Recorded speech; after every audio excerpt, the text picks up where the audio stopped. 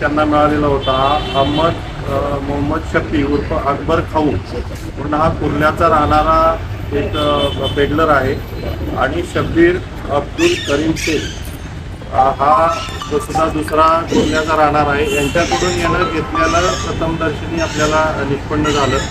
नंतर आपण या दोघांना आरोपी अरेस्ट केले। त्यानंतरही आपल्याला याच्यामध्ये इंट्रोगेशनमध्ये या लोकांनी कुठून आणलं याच्या अनुषंगानं माहिती घेतली असता मोहम्मद रईस हनीफ अन्सारी, आपण याला रईस म्हणतात, तर हा आपल्याला त्याच्यावरती पेडलर देणारा आपल्याला त्याच्यामध्ये निष्पन्न झाला।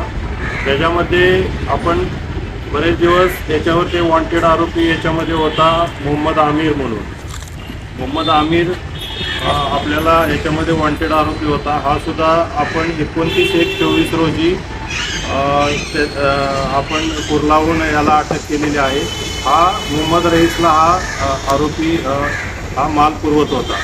अल्टिमेटली हे सगळं नेक्सस असताना हा तयार कुठं होत होता आणि तयार कुठून केला जात होता अशी माहिती आपण ज्यावेळेस तपासामध्ये आपण तपास करत असताना असं लक्षात आलं की एक मनोज पाटील म्हणून एक आरोपी आहे, तो राहणारा पेन रायगडचा आहे आणि त्याने हा अगोदरचा वापीमध्ये सुद्धा गुजरातमध्ये असं फॅक्टरी सेटअप होतं आणि त्या ठिकाणी तो अरेस्ट झाला होता आणि अरेस्ट झाल्यानंतर पॅरलवरती बाहेर आल्यानंतर तो फरार होता।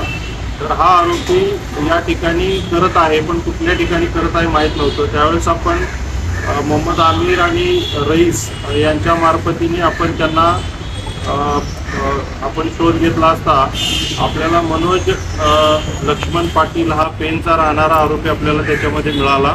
हा 6/2/24 आपण खालापूर इथून ताब्यात घेतला। तर याला आपण ज्यावेळेस इंट्रोगेट करत असताना असं लक्षात आलं की या स्वतः फॅक्टरी सेटअप याचं आहे, परंतु तो सुरुवातीला सांगत नव्हता की फॅक्टरी सेटअप कुठं आहे। आणि त्यावेळेस आपण इंट्रोगेशन करत असताना त्याचा एक साथीदार होता दिनेश म्हात्रे। हा दिनेश म्हात्रे हा बरोबर फॅक्टरी जे काही सेटअप होतं हे चालवत होते आणि त्या ठिकाणी हा MD तयार करत होते।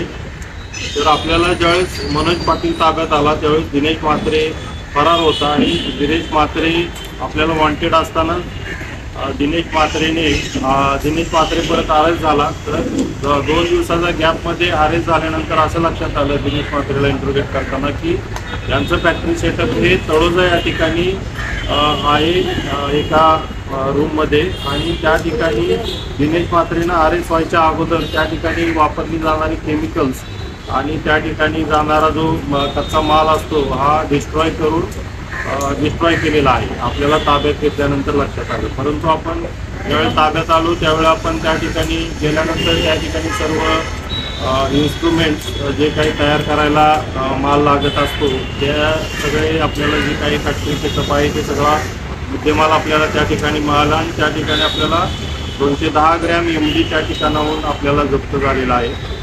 21 लाख किमतीचं आपण या ठिकाणी MD बरामद केलेला आहे। टोटल या सगळ्या सेटअपचं 55 लाख किमतीचा हा आपण सगळा याच्यामध्ये जो MD सुरुवातीपासून आहे हा आपण याच्यामध्ये जप्त केलेला आहे।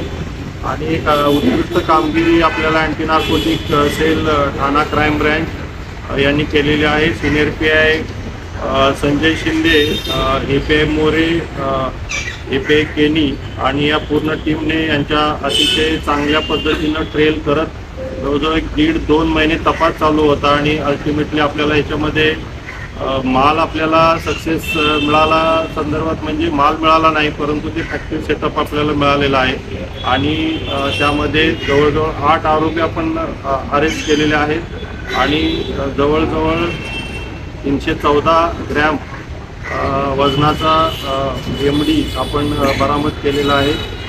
तर अतिशय उत्कृष्ट कामगिरी ठाणा अँटी नार्कोटिक सेलने या ठिकाणी केलेली आहे।